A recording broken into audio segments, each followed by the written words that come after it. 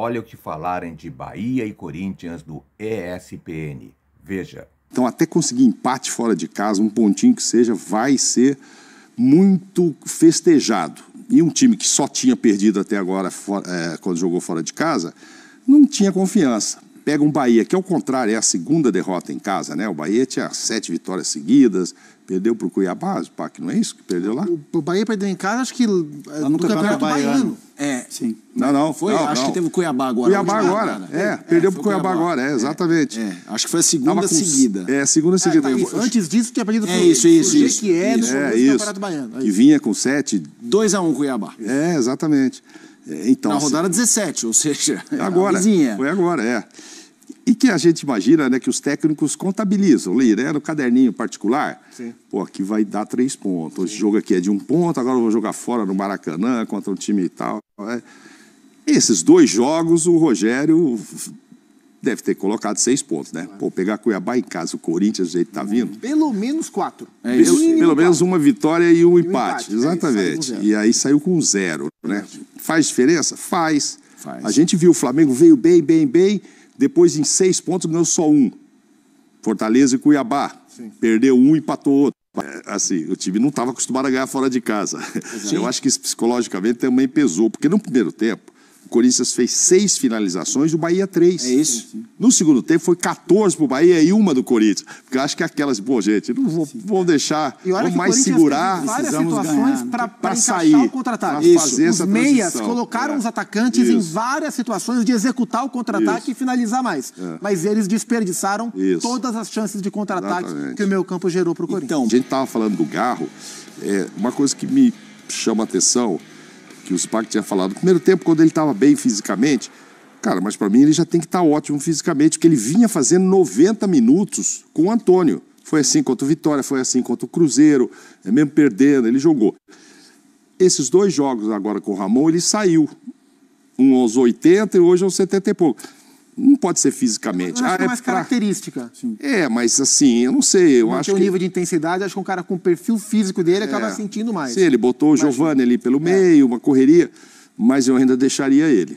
Para ter aquela luz ali numa última bola e tal. Um time que finalizou só uma vez no segundo tempo. Você sofreu após a saída dele. Sofre, porque... Perdeu essa qualidade, esse cara que segurava a bola. Depois que saiu o Rian, o Bidon não entrou mal, mas perdeu um volante mais de marcação. Isso. E aí e o Bahia naturalmente ia para cima, né? O Bahia fez um primeiro tempo muito abaixo, muito abaixo. Inclusive no que o Bahia tem de qualidade, que é a qualidade técnica, quando o Corinthians, no seu campo de ataque, subiu a marcação para pressionar o Bahia lá, o Bahia perdeu várias bolas, o Corinthians recuperou várias bolas, e dentro dessa pressão o Corinthians foi crescendo no jogo. Inclusive no gol, né? Quando o Alex Santana rouba uma bola do Bahia lá na frente. E aí no segundo tempo o Bahia foi para cima naturalmente, e o Corinthians depois das trocas, e também porque o Ramon não tinha muito o que diferente disso trocar, o Corinthians foi sentindo dificuldade de manter a mesma pegada no meio campo. E aí foi indo para trás, a bola começou a rondar demais, e no final do jogo, né, o Hugo não trabalhou tanto, mas na reta final do jogo o Hugo teve que trabalhar, o Hugo Souza. Sim. E é outro nome pra gente falar. Dos estreantes, Santana fez 2 bons jogos. Ramon Dias, como técnico, trabalhou bem nos 2 jogos. Hoje o André Ramalho estreou bem e nos 2 jogos o Hugo Souza foi bem. O Hugo trabalhou bem demais, o goleiro do Corinthians. O Bahia tá sólido, mas aí tem uma semana de 2 jogos ruins. A gente viu, eu citei há pouco São Paulo. São Paulo estava invicto lá, usou o dia, teve 4 resultados sem ganhar, já começou a virar crise, já de novo deu a resposta. Sim. Quanto para vocês isso é um desvio na rota e quanto é um... É aquela coisa do gás para 38 rodadas ser difícil. O Bahia tem um trabalho muito interessante, mas o trabalho do Grupo City no Bahia, esse time formado, ele é um trabalho inicial, né? Então, assim, o Bahia está hoje acima do que se espera. Ainda que tenha um timaço, acima do que se espera. E o Bahia vai ser, o projeto, né, o trabalho como um todo, a consolidação do trabalho, eles vão ser testados em vários momentos do campeonato. Foram testados, por exemplo, nos grandes jogos, nos 3 grandes jogos que fizeram, contra 3 dos melhores times da competição. Contra o Flamengo, jogaram bem, perderam.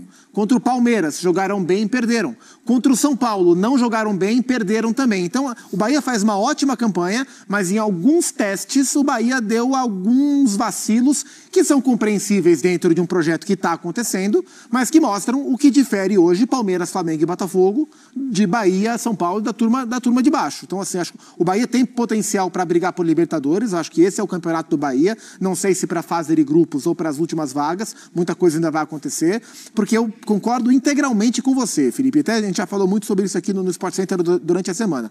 O movimento de Palmeiras e Flamengo, eu digo de Flamengo e Palmeiras, porque isso para mim começou muito em 2019. O Brasil como um todo, o mundo do futebol, se assustou com o Flamengo de 2019. E aí os clubes perceberam que era preciso cada um dar o seu jeito para o futebol brasileiro não virar, como muita gente falava, a espanholização do futebol brasileiro. Porque o Palmeiras já seguiu o Flamengo e não virar algo de Barcelona e Real Madrid. Não de tamanho, estou falando de jogo mesmo.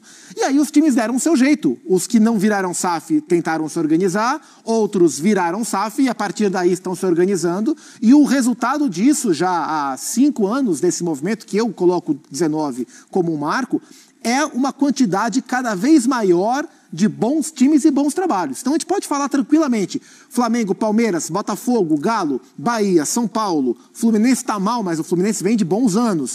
Fortaleza, Atlético Paranaense, de vez em quando Red Bull Bragantino. A gente já está falando, Cruzeiro está chegando, já Inter, a gente tá mais de 10 times. É isso. Então existem bons trabalhos, cada vez mais, de diferentes naturezas, de diferentes grandezas, mas o Campeonato Brasileiro ganha. Então assim, o Bahia está hoje lá em quarto, quinto, sexto lugar. O Bahia pode ser 10º, o Bahia pode ser 4º. Então, a briga dessa faixa de campeonato é uma briga muito grande. Eu vejo hoje 3 times com condições de brigar por título, que são os 3 melhores, mas do quarto para baixo é todo mundo muito parecido. Então, cresce o campeonato. E o Bahia é um deles, mas vai ser testado. E essas 2 derrotas em casa mostram que o Bahia tem a crescer, tem a desenvolver e acredito que vai desenvolver. Eu achei o Bahia com a intensidade muito baixa hoje, principalmente. Isso. Porque assim, quando a gente olha para o Bahia, o meio-campo é o coração do time, né? Isso é básico. Na minha opinião, você ganha o jogo no meio-campo. Quando eu olho o time se preocupando com peças defensivas, ou com muitas peças defensivas, ou com muitas peças ofensivas, e a gente olha e fala, bom, isso vai ganhar, mas não é assim que vai funcionar. O time, você ganha um jogo, você tem equilíbrio quando o seu meio-campo é muito forte. E o meio-campo do Bahia é forte, principalmente com a bola nos pés, né? Então é Caio Alexandre, é Cauli, Jean Lucas e o Everton Ribeiro, por exemplo. Então você olha e fala, bom, é muita qualidade. Mas se esses caras acharem, e hoje pareceu um pouco isso, que eles vão ganhar os jogos só com a bola nos pés, sem muita intensidade de marcação e recomposição. O Corinthians se posicionou muito bem hoje, né? Então marcou um pouquinho sob pressão, quando perdia a bola, recompunha muito rápido as linhas, e a movimentação do meio-campo do Bahia, na minha opinião, foi muito lenta. Foi mesmo. Então é por isso que em muitos momentos, na maioria do jogo, o Bahia teve o controle da bola, mas não conseguiu machucar o Corinthians. Então é isso, acho que é um trabalho que o Rogério tem que fazer.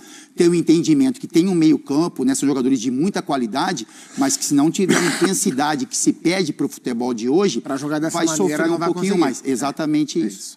Eu acho que, exato, dentro do que você está falando, você só citou jogadores que vários clubes gostariam de ter. Sim. Caio Alexandre, O Corinthians Everton tentou o Caio Ribeiro. Alexandre, e ele preferiu ir para o Bahia. Acho que até o Palmeiras quis ir também, né? Verdade.